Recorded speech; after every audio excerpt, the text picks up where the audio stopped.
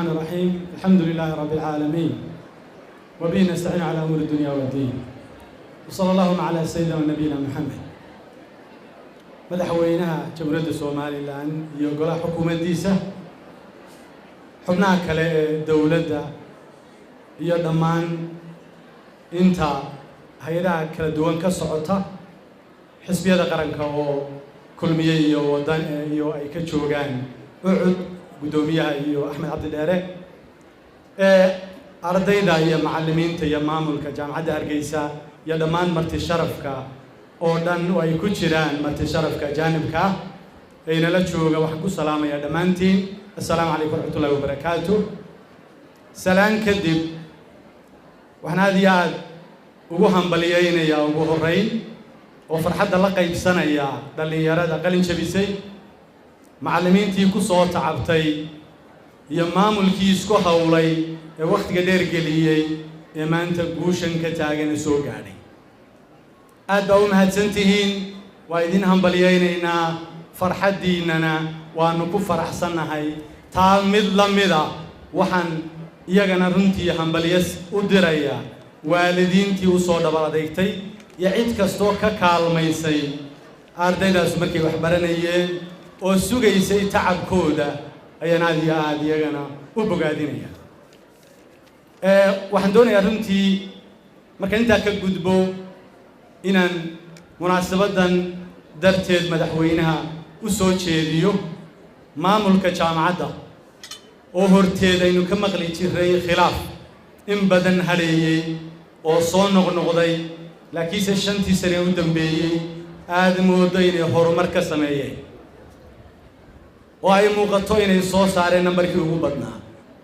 in lagu abaalmariyo lagu dhiirigeliyo talaabada ay sameeyeen qof walba oo wax qabtaana wuxuu mudan yahay in la yaawad maadsanta waxaan uga gudbayaa madaxweyne waxay daaynu joognaa maanta madashan waa madal waxbarasho ee annagu xisbi ahaan wax badan oo aanu kugu dhaliilayno adiga xukuumaddaada way ku dhaliilan tahay way badan yihiin wax badan ay ku fashiltay xukuumaddaadu way badan tahay maanta se waxbarashada un baynu joognaayo masraxeedayna loo sugana waxbarashada un baan tilmaamaya in kooban madaxweyne waxa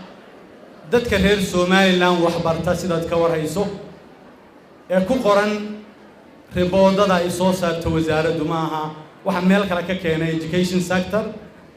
statistic balanka iyo kan kale education statistics-ka ee yearly buuga ee 18ka iyo 19ka iyo kii ka horeeyay 12ka sida ku qoran boqolkiiba 6 kaliya baa dadkeena waxbarta taa macnaheedu boqolkiiba 64 ayaan waxbarasho fursad u helin boqolkiiba 64 iyagoo markii hore bay naga dayacmay primary-ga waxa ku qoran inay 257,000 ay ardayda galaan oo ay ku jiraan primary waxa ay taasu tilmaamaysaa numberka galay ee ku jira secondary-ga 54,000 ayaa iyaguna maraya waxa dareemi karaysaa jaamacadaha 20,000 baa soo gaadhay intii kale 250,000 waxa ka soo hadha 20,000 baa ka soo hadha bal intii kale hadda markii horena 64 baynu tuuraha wada raacayna 257 iskuulada galay ayaa soo socdayo 20,000 baa inaga soo hadhay bal hadda qiyaas madaxweyne dalka aad madaxda ka tahay halka uu aqoontiisu marayo duniduna waxay ku horumartaa aqoon dunidu waxay ku horumartaa isku dhaaftay aqoon sida ogtihiin dunidu waxay jamataa in dhaweyd dalalka bariga ee la yiraahdo 5 Tigers-ka ee ay u horeyso meesha la yiraahdo meesha la Singapore u horeyso ee Taiwan-ka la inaga joogaa ku jiraan ee ay ku jiraan waxa weeyaan dalalka 5 Tigers-ka la yiraahdo waxa uu tilmaamayaa professor Kishore oo ah ninkii u qaabilsanaa xafiiska diblomaasiyadda Singapore ahna bare sare oo jaamacadeed wuxuu tilmaamayaa inay ahayd waxa weeyaan yani qarnigii hore wuxuu ahaa 19th century-gu qarnigii Yurub kii labaatanaadna wuxuu ahaa qarnigii Mareykan qarniga koob iyo labaatanaadna wuxuu noqon doonaa qarniga Asia ayuu tilmaamayaa muxuu ku salaynayaa wuxuu leeyahay si ay Asia taa u xaqiijiso waa inay ka bedesho waxbarashadeeda si cad wax uga bedesho targetka koobaad oo tilmaamaya oo waxbarashadeena wax ka bedesho madaxweyne dalka aad madaxda u tahay halkaas uu maraya waa laga yaabaa inaad isweydiiso aan tilmaamo kooban ka tilmaamo marka la eego meelahan leeyahay way ku dhaliilan tahay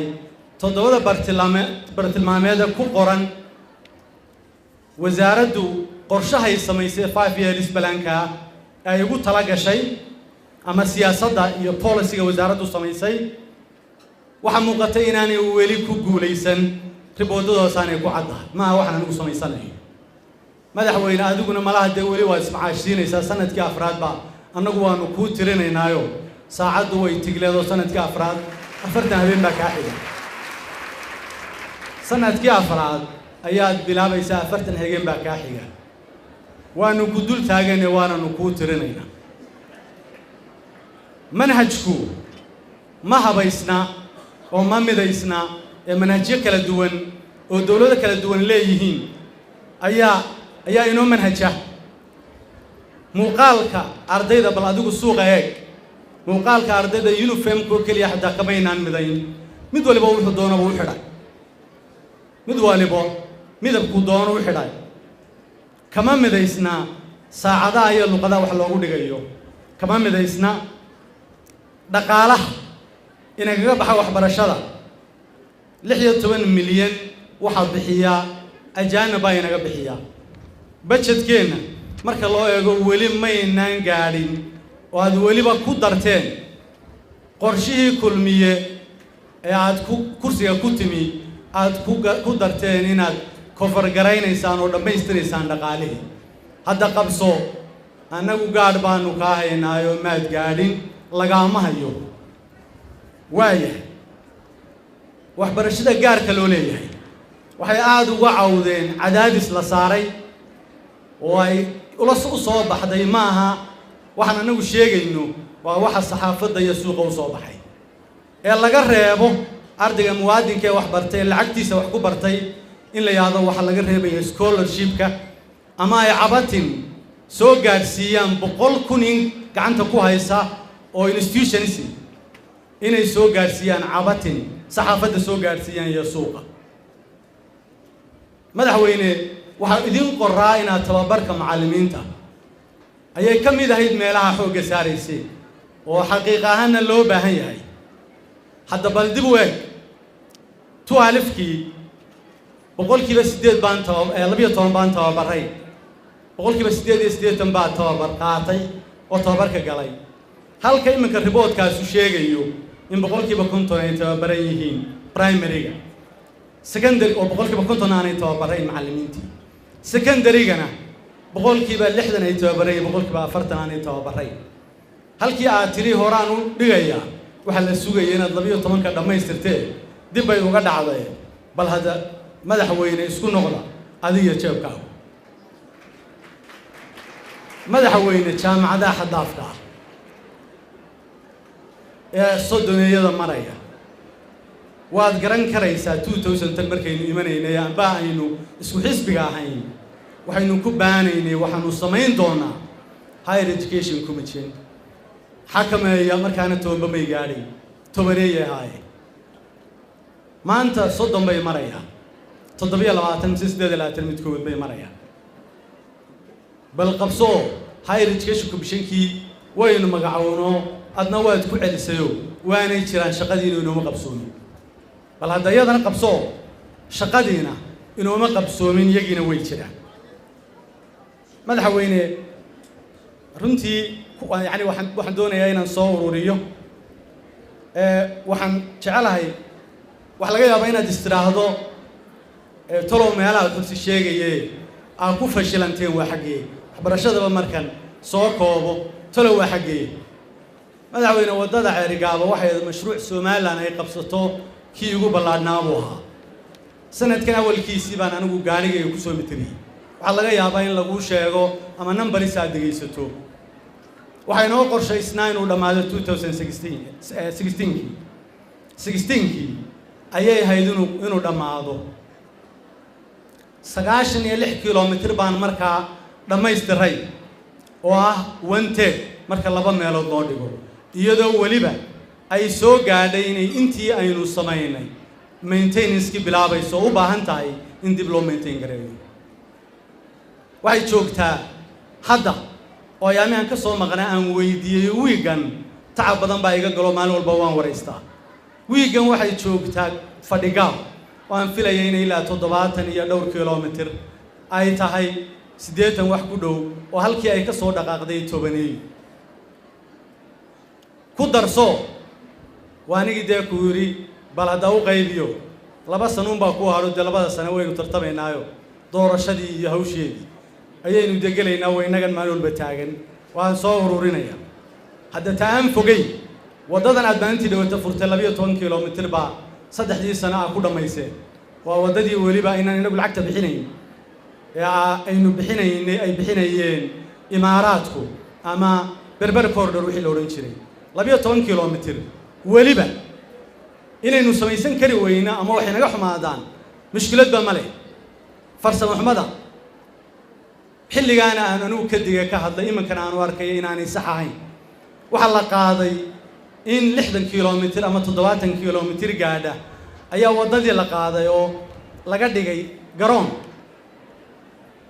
oo iminka 12 iyo 7 kilomitir maalin dhaweed lagu daray 20 iyo 19 kilomitir ayaa ka samaysan intii kale waa raf mala madaxweynuhu in dhaweed berbere mu gaadhin waa raf beerku ku cadaanay bal qabso madaxweyne mashruuci nooca ah ay lacagtiisa leeynaga bixinayay isna waa ka halka maraya waa uun taabasho iyo qanjiile masraxaan ula soo bixi doona wixii dhaliilay